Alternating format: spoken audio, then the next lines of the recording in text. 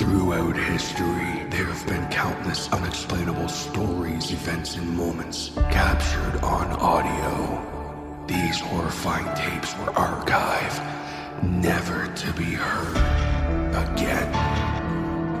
Until now. These are the tapes of trepidation.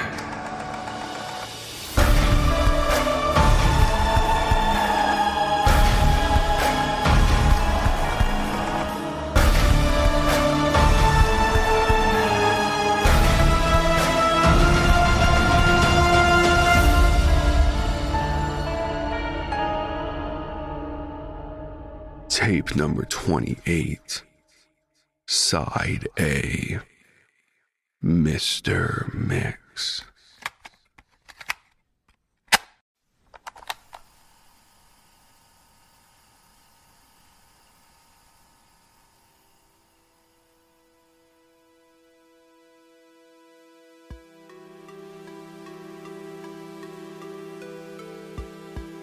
Does anyone remember an old PC game from the early 90s called Mr. Mix? It's mainly a typing game similar to Mario Teaches Typing, where you have to type words into a box to make a chef, the titular Mr. Mix, put ingredients into a bowl.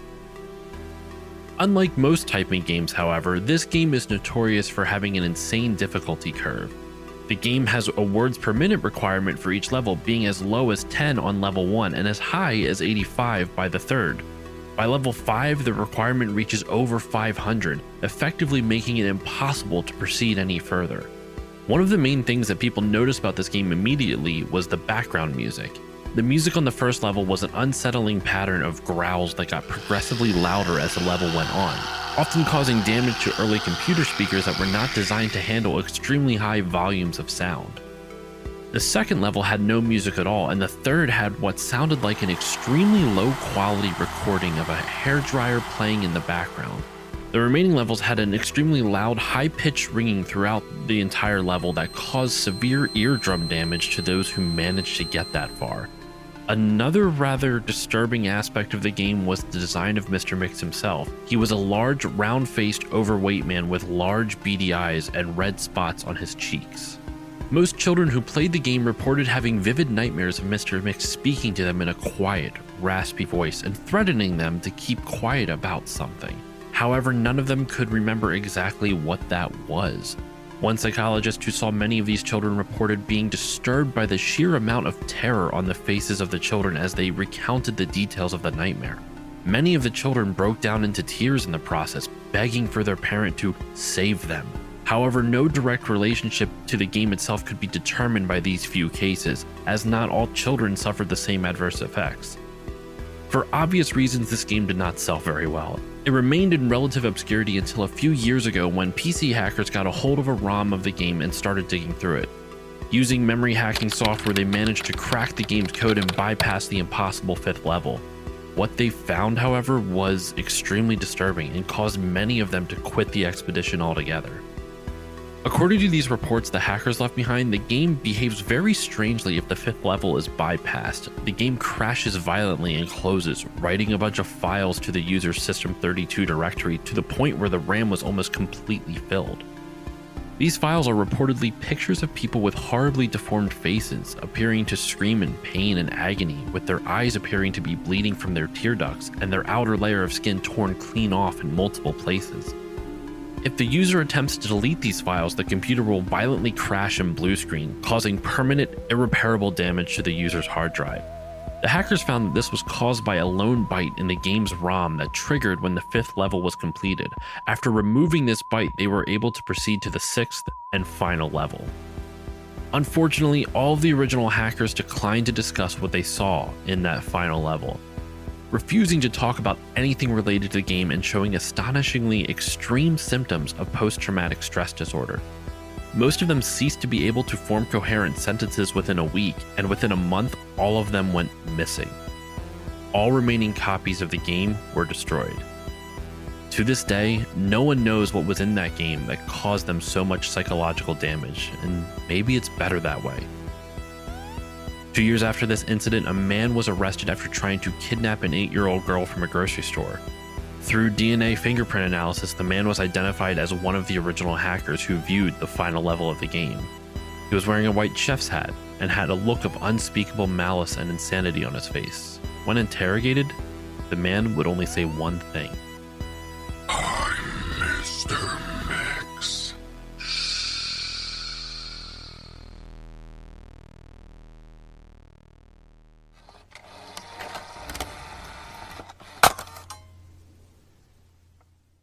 Side B, Mario 85.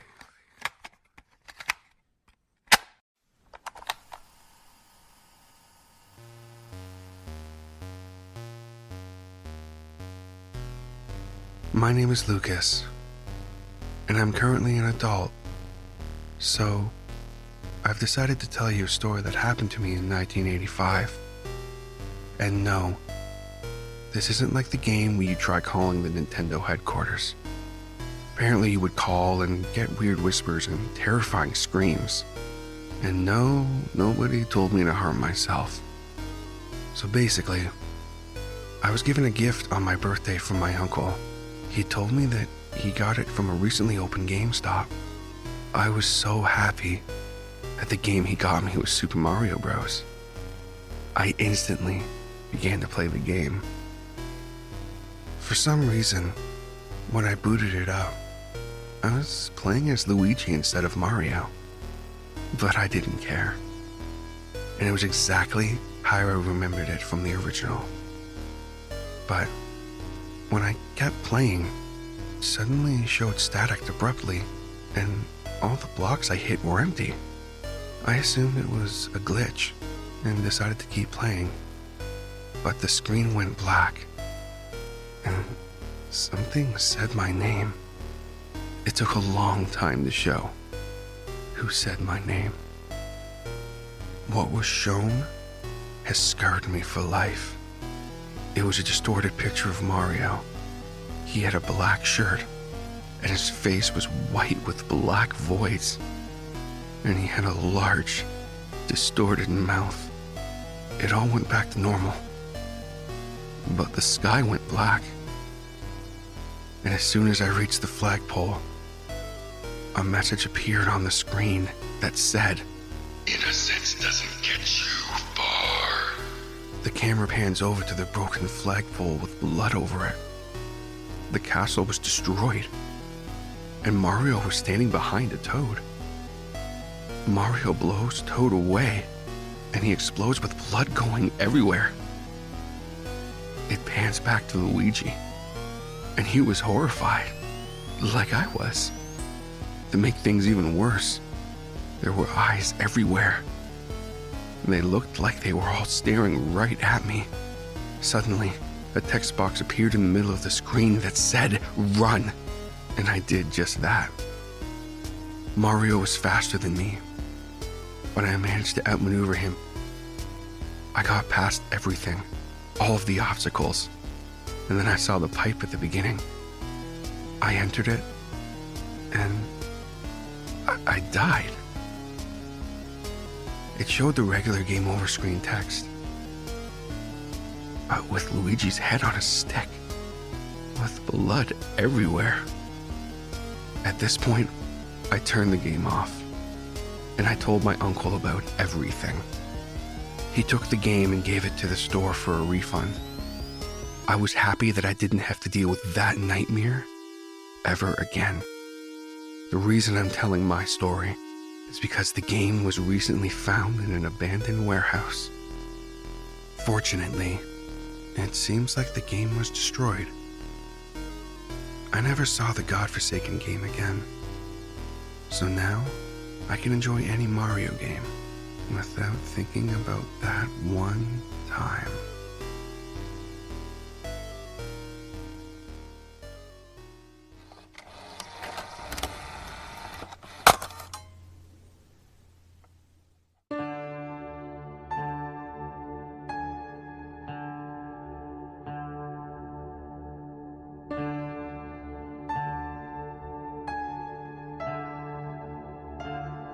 This has been tape number 28 Mr. Mix, and Mario 85 by the Tapes of Trepidation Horror Narration Podcast.